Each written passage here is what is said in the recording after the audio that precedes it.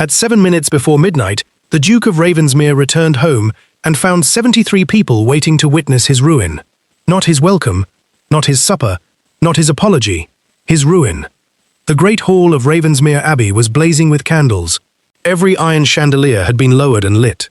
The long oak table, usually reserved for Christmas feasts and funeral breakfasts, had been cleared, except for 3 things: a silver inkstand, a brass clock, and a single folded contract bound in black ribbon.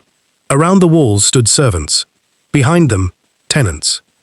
Behind the tenants, estate clerks, stablemen, housemaids, 2 farmers, 1 village schoolmaster, 3 widows in black, and the solicitor from London, whose face Lord Damien Vale, Duke of Ravensmere, remembered only because the man never smiled. At the head of the table sat his wife, Duchess Helena Vale. She wore no jewels, no tears, no wounded silk, only a dark burgundy gown, her hair pinned simply, her hands folded over a leather ledger, as if she had been waiting not for a husband, but for evidence to arrive late. Damien stopped in the doorway. Rain dripped from his coat. The hall looked back at him. For 8 months, he had lived in Bath with Mrs. Seraphine Marlowe, a widow with soft laughter, expensive taste, and the useful talent of making betrayal feel like escape. For 8 months, Helena had written. For 8 months, Damien had not answered. Now he had come home because money had run short, Seraphine had grown impatient, and Ravensmere Abbey still held what every ruined man eventually remembers: land, credit, servants, a wife, and signatures. He had expected anger. He had prepared for tears. He had rehearsed forgiveness. He had not prepared for witnesses. The brass clock struck once, 11:53. Helena looked up. "Your Grace," she said. "Not Damien, not husband. Your Grace," a title used like distance. He removed his gloves slowly. "What is this?" The solicitor rose. "An assembly of notice." Damien looked at him. "I did not ask you," Helena answered instead. "No, you did not ask many things. That is why we are here." A low murmur stirred along the wall. Damien's eyes moved toward the servants. No one lowered their gaze quickly enough. That was the first sign. The second was that his own butler, Mr. Alcott, stood beside Helena instead of behind Damien's chair. The third was that Damien's chair was not at the head of the table. It had been placed on the opposite side, below the solicitor, below his wife, below the contract. A duke can feel insult in the arrangement of furniture. Damien did. "You will dismiss these people," he said. Helena's face did not change. No. One word. One clean cut. Damien took a step forward. "This is my house." Helena looked around the hall, almost thoughtfully. "Then it is unfortunate you have treated it as somewhere you visit between pleasures." The murmur sharpened. Damien's jaw tightened. "Careful." "That," Helena said softly, "was the first habit I had to bury." The solicitor touched the contract. "Your Grace, the hour is close. If you wish to contest the notice before activation, you must hear the terms before midnight." Damien stared. Activation? Helena's hands moved from the ledger to the folded paper. "You signed a covenant before you left." "I signed no covenant. You signed it on the 22nd of February, at 9 in the morning, in your study, with your carriage waiting, and Mrs. Marlowe's second letter open beside your brandy glass." The hall became so still that the rain against the windows seemed loud. Damien remembered the morning badly. A headache, a packed trunk, Helena standing in the study doorway with a paper in her hand. He had been impatient. Seraphine had written that if he truly meant to come, he should come before the week ended, because widows had pride too. Helena had said, "If you intend to be absent, sign this, so I may manage the estate properly." He had laughed. He had said, "Manage whatever you like, just do not bore me with drains and servants." Then he signed, without reading. Men like Damien did not read papers handed by wives. They assumed wives handed papers because they had already accepted the limits of the signature. Helena untied the black ribbon. "Would you like to read it now?" He did not answer. The clock ticked. 11:54. The solicitor spoke. "The Ravensmere Domestic and Estate Preservation Covenant grants Her Grace conditional authority in the event of prolonged abandonment, misuse of estate funds, endangerment of tenant welfare, or public concubinage financed through household accounts." Public concubinage? Someone near the back gasped. Damien's face went white with rage. You dare use that phrase before my tenants? Helena looked at him. They paid for it before they heard it. The sentence struck the hall like a dropped blade. Damien turned to her. What did you say? Helena opened the ledger. Mrs. Seraphine Marlowe's rented house in Bath, paid through Ravensmere household credit. Her carriage repairs charged to the stable account. Her pearl combs listed as roof slates. Her French wine entered as medicine for the East cottages. Her brother's gaming debt hidden under bridge timber.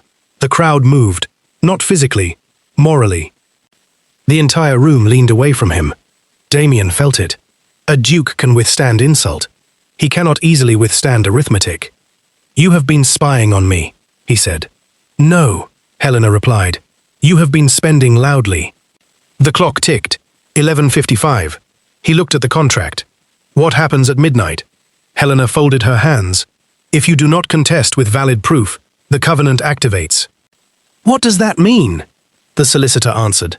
Her Grace assumes full authority over all liquid estate income, household expenditures, unentailed revenue, tenant repair funds, staff wages, pensions, and all credit instruments bearing the Ravensmere name.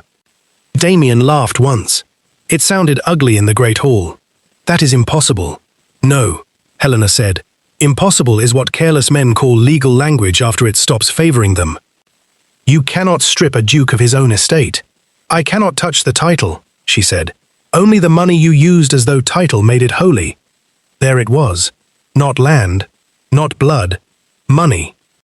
The thing his father had squandered, his grandfather had borrowed, and Damien had treated as heir because Helena's dowry had kept the abbey breathing after the old debts should have strangled it. Damien's eyes narrowed. My father's estate is entailed. Yes, but the accounts are not. He looked at the solicitor. The man did not smile. That was answer enough. Helena turned a page in the ledger. Mrs. Alder's widow pension is unpaid by 4 months. At the wall, an elderly woman in black lowered her head. The school roof has leaked since April. The schoolmaster stared at the floor. 3 cottages in East Hollow are unfit for winter. A tenant woman pressed one hand against her child's shoulder. The North Bridge has been closed because the timber money went elsewhere. Elsewhere. Not Bath, not Seraphine. Elsewhere. Mercy in one word. Damien did not deserve it. He said, Why bring them here? Helena's voice lowered. Because you have hidden behind closed doors long enough. He stepped toward the table. And you enjoy this? Displaying me? For the first time, something moved in her face. Not satisfaction. Pain, quickly disciplined.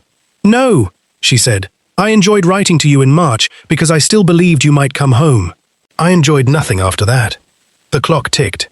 11:56. Damien reached for old power. It came to him out of habit. You are my wife.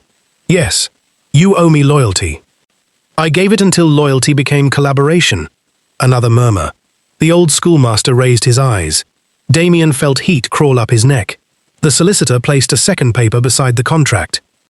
This is the notice of activation. Her Grace requires only the final minute to declare whether you contest. On what grounds would I contest? Necessity of absence, the solicitor said. Proof estate funds were not misused. Proof no public dishonor occurred. Proof Her Grace received and refused communication. Proof the covenant was signed under coercion. Helena looked at him. Do you have any of those? He did not. He had letters unopened in Bath. Receipts signed in his name. A mistress known in every inn between London and Somerset.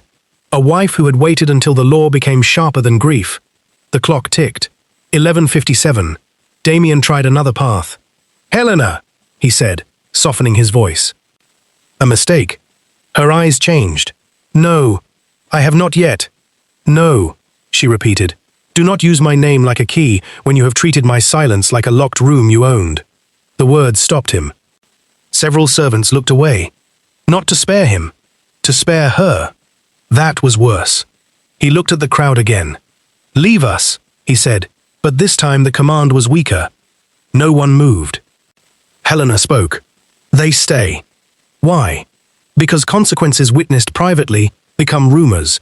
Consequences witnessed publicly become boundaries. The brass clock ticked. 11:58. The great hall seemed to shrink.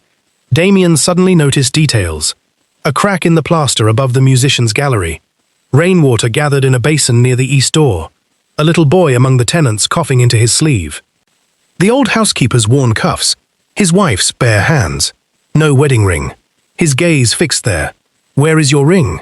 Helena looked at her left hand, as if the absence had become familiar. In the evidence box. He stared. The what? The box where I keep the things I once mistook for promises. A breath passed through the room. Damien could not speak. He had expected jealousy, rage, tears, a scene he could survive by appearing patient. He had not expected organization. The clock ticked. 11:59. The solicitor lifted the notice. Your Grace, do you contest? Damien looked at Helena. She did not beg. That was the horror of it. A wife who begs leaves her husband powerful. A wife who asks the law to listen has already stopped believing he will. He looked at the contract, at the signatures, his bold, careless name at the bottom, the ink he had thrown away on the road to Bath. I contest nothing, he said. The words came out thin. Midnight struck. One bell, then another. 12 slow blows over Ravensmere Abbey. When the final bell faded, Helena took the pen. She signed the activation notice. Then she turned it toward him. From this moment, you have a personal allowance. Your household authority is suspended. Your creditors will answer to my solicitor. Your rooms in the West Wing are closed for inventory. Your correspondence will be reviewed for estate liability, and Mrs. Marlowe will receive nothing more under the Ravensmere name. A duke on allowance. A husband under review. A man returned from his mistress to discover his wife had not wept. She had governed. Damien's voice lowered. You have ruined me. Helena looked at him then. Really looked. Her answer was quiet enough that everyone leaned in to hear it. No, Damien, I have only stopped paying for the illusion that you were not already ruined. Then the front doors opened. Cold air swept through the hall. A footman entered, pale and breathless. Your Grace, he said, looking not at Damien but at Helena. Mrs. Marlowe has arrived. Damien froze. Helena did not. Alone? The footman swallowed. No, Your Grace. The room tightened. With Lord Carrow. Damien's blood went cold. Lord Carrow was not a friend. He was a creditor. A man whose smile appeared only when someone else had run out of options. Helena closed the ledger. Then show them in. Damien stared at her. You invited them? No, Helena said. I expected them. The doors opened wider. Seraphine Marlowe entered the great hall in silver silk, her face pale beneath its powder, one gloved hand holding the arm of Lord Carrow. And in her other hand was another contract, not Helena's. Damien recognized his own handwriting from across the room. Seraphine lifted the paper. My Lord Duke, she said, voice shaking with fury. You promised me Ravensmere would be mine by Christmas. Every witness turned toward Damien. And Helena, his wife, merely looked down at the clock, as if midnight had not ended his ruin, only begun it. Seraphine Marlowe had arrived, dressed like a woman expecting to become duchess. That was the cruelest thing about her. Not the silver silk, not the diamonds at her throat, which Damien had purchased with money meant for roof beams, not the white gloves or the Paris bonnet, or the faint violet scent that entered Ravensmere Hall, like a memory he now wished belonged to another man. It was the certainty. She stood before his tenants, servants, solicitor and wife, with the expression of a woman who believed shame was something other people felt. Lord Carrow stood beside her, thin and smiling, his dark coat wet at the shoulders. He carried a leather case beneath one arm. Damien understood then. Carrow had not come to collect gossip. He had come to collect Ravensmere. Seraphine lifted the paper in her hand. You cannot hide behind her now, she said. The hall held its breath. Damien looked at Helena. She was calm, too calm, the kind of calm that meant she had seen the knife before it was drawn. Mrs. Marlowe, Helena said. You are late. Seraphine blinked. I beg your pardon? The first act concluded at midnight. A nervous sound moved through the servants. Not quite laughter, not quite fear. Seraphine's face tightened. You think this is a performance? No, Helena replied. Performances require rehearsal. My husband has supplied only evidence. Damien flinched. He deserved it. Lord Carrow stepped forward. Duchess, we need not make this unpleasant. Helena looked at him. Men say that when they are about to ask women to swallow injury politely. Carrow's smile thinned. I hold significant notes against his grace. I know. That stopped him. Helena touched the ledger. You hold 3 personal notes, 2 gambling obligations, 1 instrument disguised as a house loan, and a promise of settlement to Mrs. Marlowe secured unlawfully against estate expectations. Caro did not smile now. Seraphine turned to Damien. You told me she knew nothing. Damien said nothing. Because it was true. He had told her Helena knew nothing. He had believed it. That was the sort of arrogance only ignorance can afford. Seraphine moved toward him. You said you would arrange things. Helena's voice cut gently between them. What things? Seraphine turned, eyes bright. You already know, do you not? That is why you staged this little court. Helena did not answer. Seraphine laughed. He promised me a house. No one moved. Not a rented one. Not that damp place in Bath with the cracked ceiling and gossip under every window. A real house. A place with gates, gardens, staff.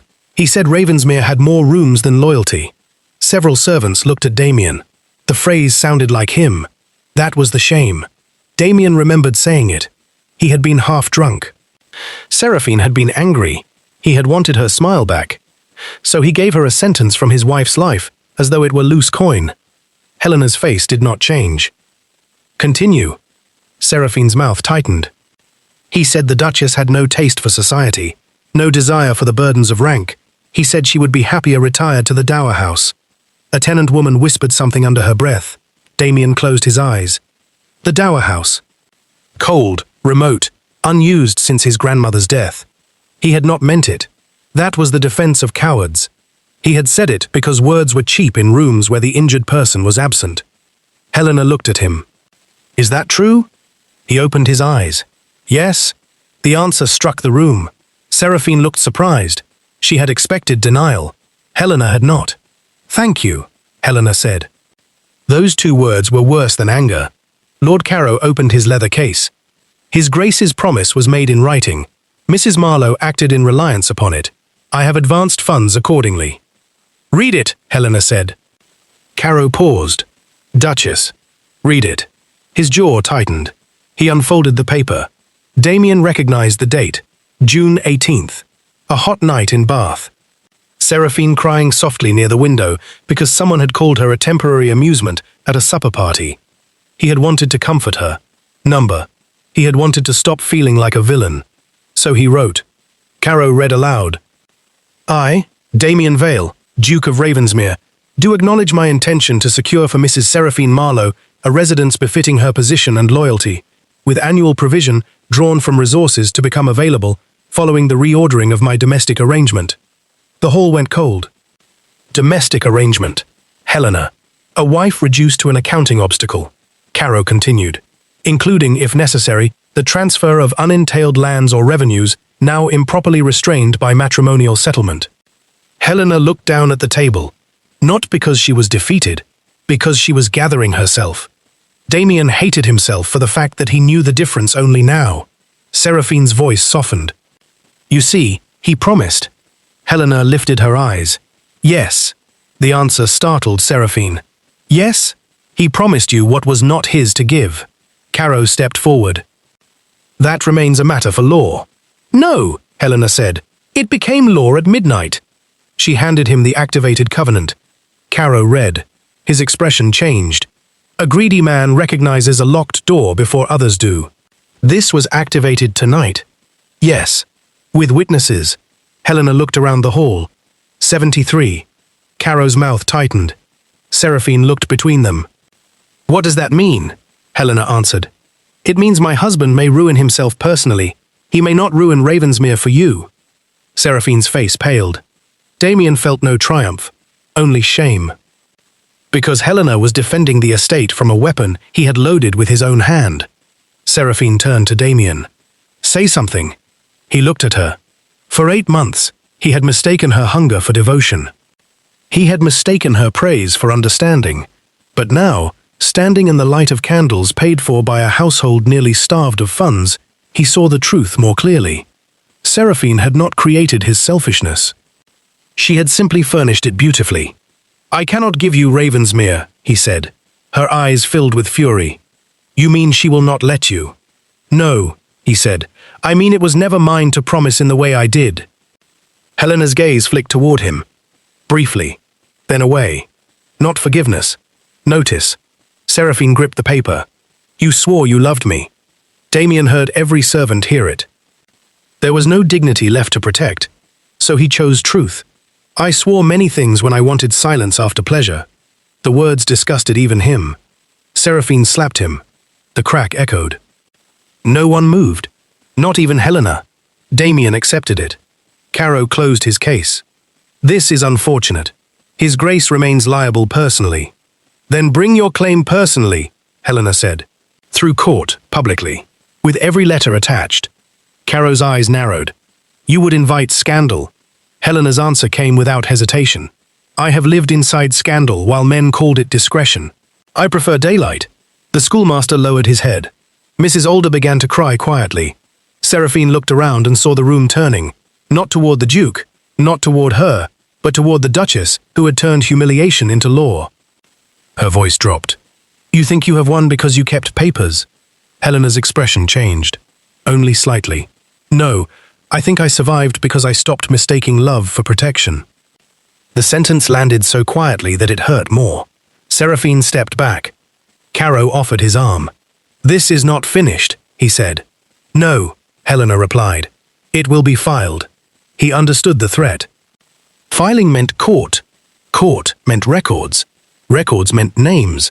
Names meant society would read exactly how Seraphine had been paid, how Caro had lent, how Damien had promised, and how Ravensmere's tenants had been left waiting for repairs. Men like Caro preferred darkness because interest multiplied there. He bowed stiffly. Duchess. Helena inclined her head. Mr. Caro. Seraphine looked once more at Damien. You will come back to me. The old Damien might have responded with anger, the weaker Damien with reassurance. This Damien, newly stripped, spoke plainly. No. Her face twisted. Because of her? He looked at Helena, then back at Seraphine. Because of what I became with you. Seraphine left with Caro. The great doors closed. The hall did not relax. Some consequences remain even after the guests depart. Damien stood with the red mark of her hand on his cheek. Helena gathered the contracts. He said, You knew she would bring it. I hoped she would not. But you prepared. Yes. Why? Helena looked at the door through which Seraphine had gone. Because women who have only a man's promise often become dangerous when they discover another woman has the law. The words were not cruel. They were experienced. Damien swallowed. What happens now? Helena looked at the brass clock. It was 12:30. Now you sleep in the east guest room. My rooms. Locked. The study. Sealed. My accounts. Frozen. My allowance. Begins Monday. A terrible laugh almost escaped him. It did not. He had no right to perform pain. And tomorrow, she looked at him then. Tomorrow you come with me to East Hollow. The cottages. Yes. Why? Because you should meet the people who have been living beneath your pleasures. That sentence ended the night. The next morning, Damien rode beside Helena under a pale sky that looked as though it had not slept either. They did not take the grand carriage. Helena used a plain trap with 2 brown horses.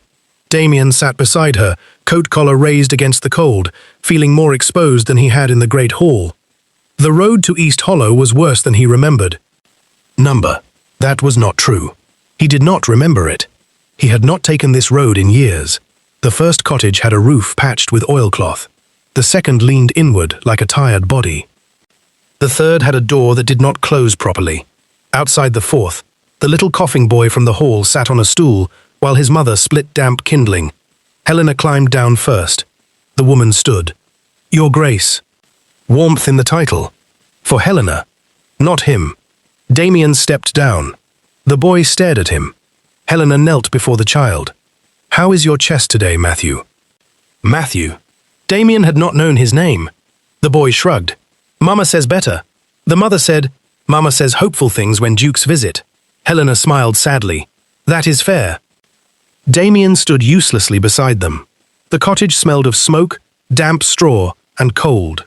Inside, water stained the ceiling. A bed had been moved away from the worst leak. 3 children slept there, or tried to, under patched blankets. Helena looked at Damien. Mrs. Reed's husband died repairing the south wall after funds were delayed. Damien's mouth went dry. When? May. He had been in Bath in May. He remembered May as music, sea air, Seraphine in pale blue, a supper where he had lost £200 and called it nothing. Helena continued. His pension should have begun immediately. It did not. The clerk wrote to you. Twice. Damien looked at Mrs. Reed. She did not look angry. That was worse. Anger would have allowed him to feel opposed. Her face only said she was tired. I am sorry, he said. The words sounded insulting in the room. Mrs. Reed's eyes lifted. Will sorry mend the roof, Your Grace? He deserved that. No. He looked at the ceiling. But I will. Helena did not rescue him from the silence after that. They visited 6 cottages, then the schoolhouse, then the bridge. By late afternoon, Damien felt as though the estate had become a book written in injuries, and every page had his signature at the bottom. At the North Bridge, Helena stopped. The timber supports sagged over the river. Caro's first loan was tied to this bridge, she said. Damien turned. What? The first funds you drew in April were meant to repair it. When they vanished, the estate needed emergency money. Caro offered it through Felix. Felix? His cousin. His childhood friend. The man who had written cheerful letters to Bath saying Ravensmere was tiresome but manageable. Helena looked at him. Lord Felix arranged Caro's loans. Damien's mind sharpened. Felix had encouraged Bath. Felix had praised Seraphine. Felix had told Damien that Helena was making too much of petty estate matters. Felix had once joked that if Damien ever wished to be free of Ravensmere's old ghosts, there were men who would gladly take the burden. Damien's voice lowered. Felix wanted me in debt. Yes. Why? Helena's eyes moved to the bridge. Because if the covenant had not activated tonight, and if you had signed the papers Caro brought tomorrow, the unentailed lands would have moved under Caro's control. And then? Caro would sell the debt. To whom? She looked at him. Felix. The river moved beneath the broken bridge. Cold. Patient. Damien understood slowly. Then all at once, Felix did not merely help hide the ruin. He had arranged its market. The mistress, the loans, the papers, the bridge. The entire estate had been pushed toward collapse, so his cousin could purchase what the Duke had disgraced. Damien looked at Helena. You knew? Not all. How much? Enough to keep you alive last night. He went still. Alive? Helena removed a folded note from her reticule. It was not a contract, not legal, personal. Terrifying because it was short. If His Grace returns before the signing, keep him from the elderflower brandy. F grows impatient. Damien stared at the letter. Who sent this? One of Seraphine's maids. His throat tightened. Why? Guilt grows strangely in houses where women hear too much. The world shifted again. Last night had not only been about contracts, it had been about time. 7 minutes before midnight. Caro at the gate. Seraphine with the second contract. Felix waiting somewhere in darkness with a final solution if papers failed. Damien looked at the broken bridge. What do we do? Helena's answer came immediately. We let him believe you are still desperate. The trap was laid in the old library, because Lord Felix Vale had always liked rooms that made him feel inherited. He arrived at Ravensmere Abbey the following evening, dressed in mourning black, though no one had died yet. That alone should have warned Damien years ago. Felix entered with a concerned face, a silver-handled cane, and the air of a man already composing his version of events for London. My dear cousin, he said, crossing the library. I came as soon as I heard Mrs. Marlowe made a scene. Damien stood by the fireplace. Helena sat at the writing desk. Not hidden, not decorative. At the desk. Felix's eyes flickered toward her. Duchess, I hope you are well after such unpleasantness. Helena lifted her gaze. I am improved by clarity. Felix smiled. A careful smile. Then perhaps we all are. Damien said, Caro came. Yes, dreadful man, but useful in emergencies. You recommended him. I recommended a solution. You recommended debt. Felix sighed. There it was. The elder cousin's patience. The tone he used when Damien grew bored of accounts, irritated by tenants, restless under duty. For years, Damien had let Felix think for him, because Felix made irresponsibility sound aristocratic. Damien, Felix said, you must understand. Estates like Ravensmere require flexibility. Your father knew it. Your grandfather knew it. A little debt, properly managed, is not ruin. Helena spoke. Unless someone profits from the collapse. Felix turned to her. Duchess, I know you have recently discovered a taste for management, but these are old family matters. Damien watched Helena's face. No flinch. No anger. Only attention. That was when he understood why Felix had always dismissed her. Men like Felix fear women only after they have finished underestimating them. Damien walked to the table. You brought documents? Felix's expression brightened slightly. Yes, a restructuring agreement. It would quiet Caro, settle Mrs. Marlowe, preserve appearances, and give you room to breathe. At what cost? Temporary transfer of several unentailed parcels. To Caro? Initially. And then. Felix smiled. What Caro does afterward is hardly our concern. Helena opened a drawer. Damien did not look at her. They had planned this. Still, his heartbeat changed. Show me, Damien said. Felix removed the papers. There were 4. Not 1. 4 doors to the same prison. Damien read the first page. This time, he actually read. Felix watched him with a faint look of annoyance. Reading had never been part of their arrangement. This gives Caro the North Farms, Damien said, as collateral. And the Mill Road, temporarily.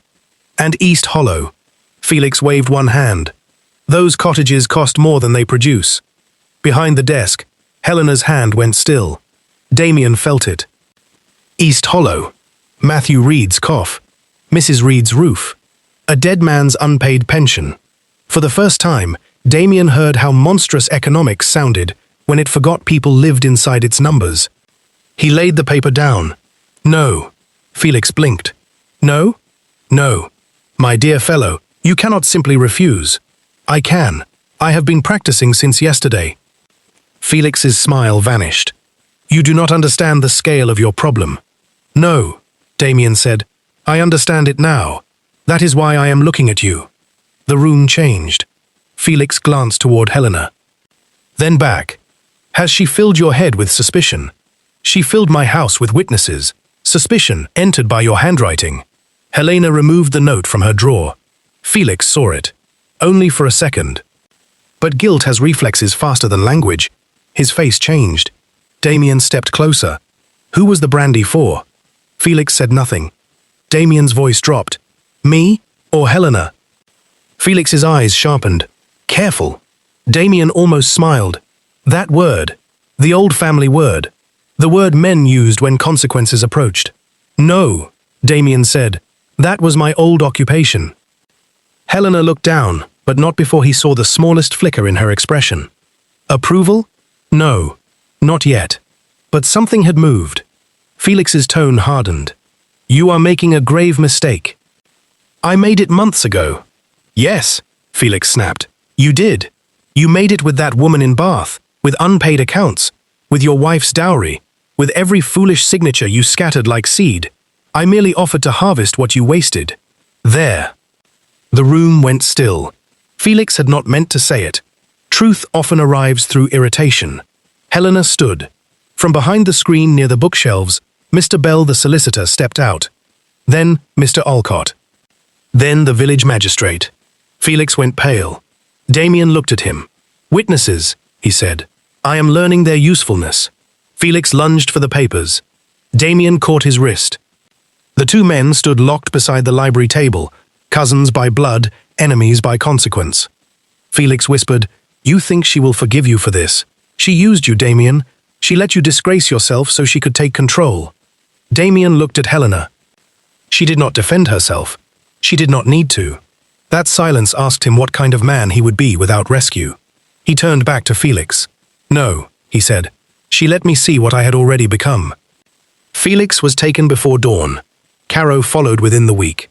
Seraphine left England before the hearing. The scandal was enormous. London devoured it. Pamphlets called Damien the ruined duke. A cartoon showed him trying to hide beneath a woman's ledger. Another showed Helena holding Ravensmere Abbey in one hand and Damien by the collar in the other. The clubs laughed. The newspapers feasted. Creditors panicked. Relatives wrote. Damien read every word. Helena did not ask him to stop.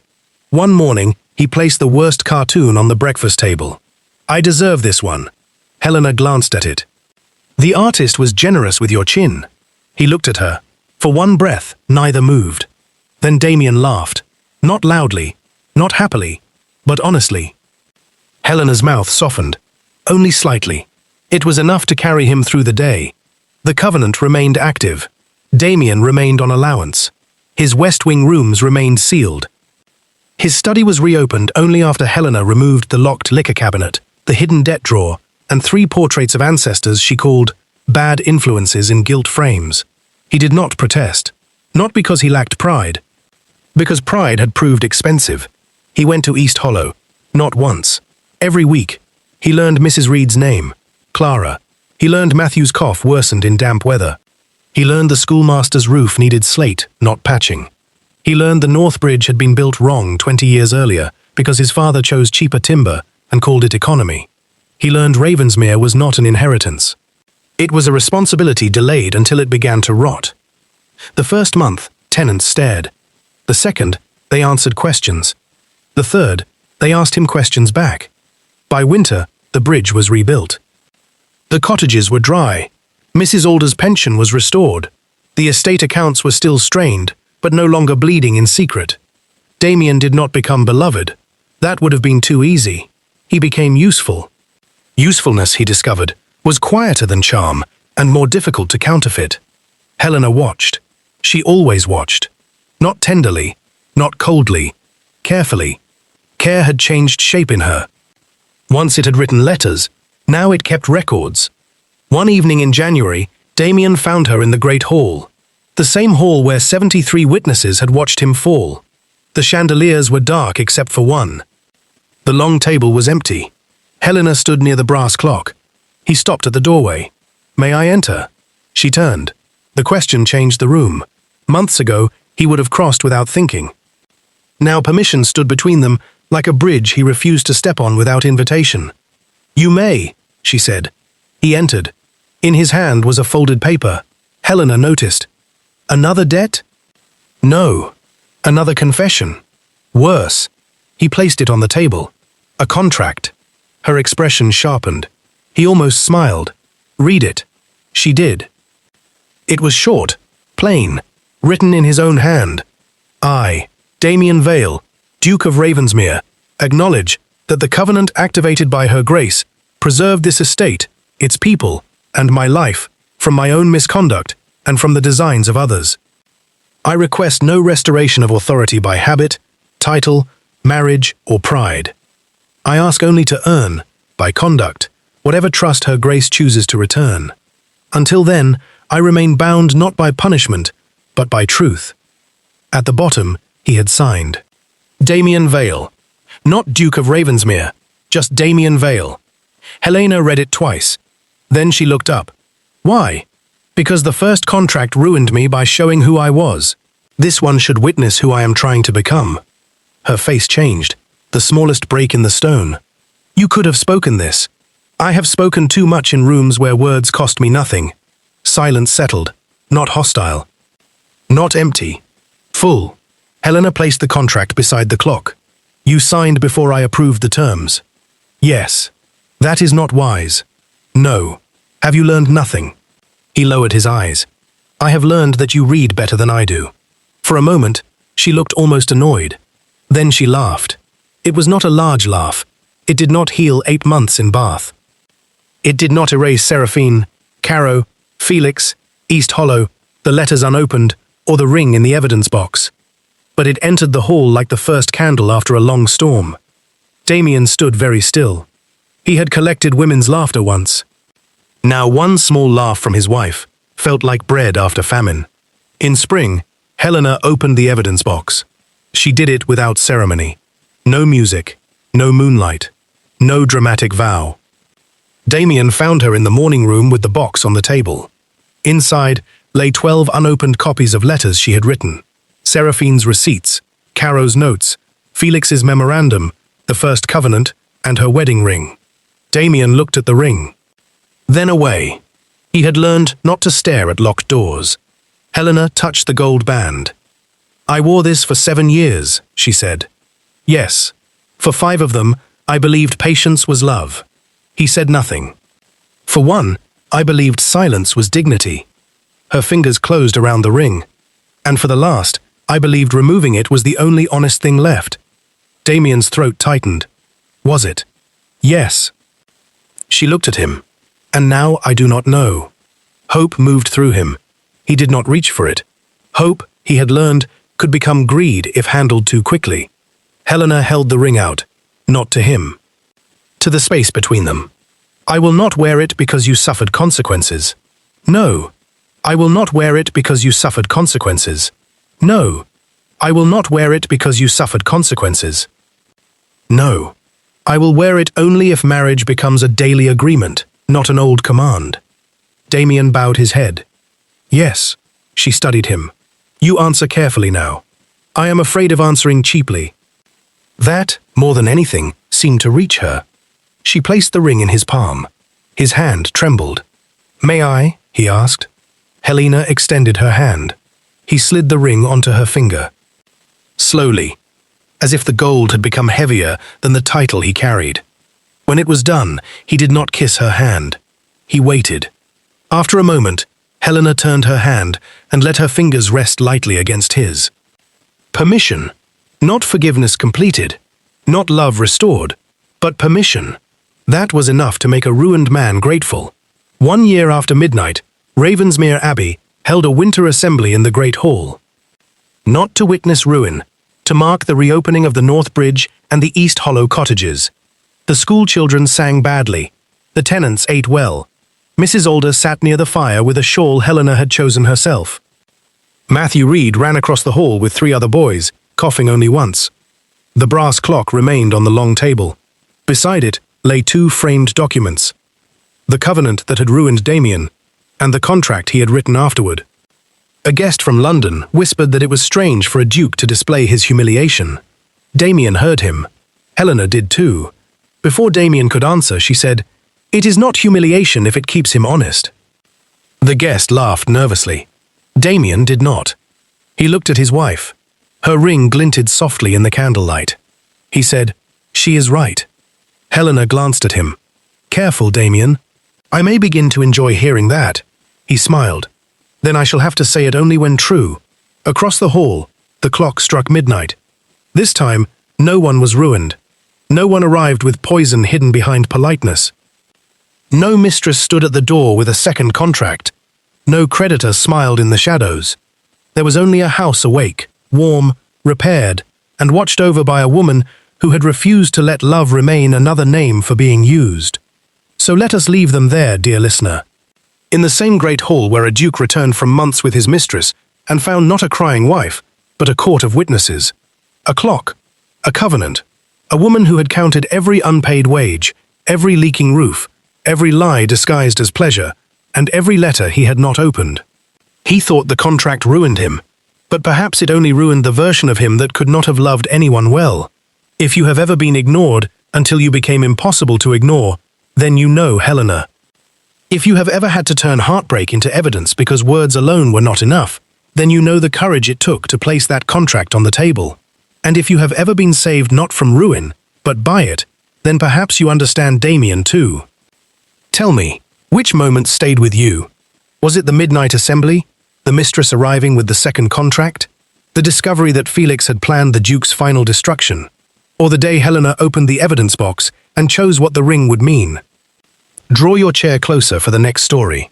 The clock is still ticking. The candles are still burning. And some contracts do not end a marriage. They finally force it to tell the truth.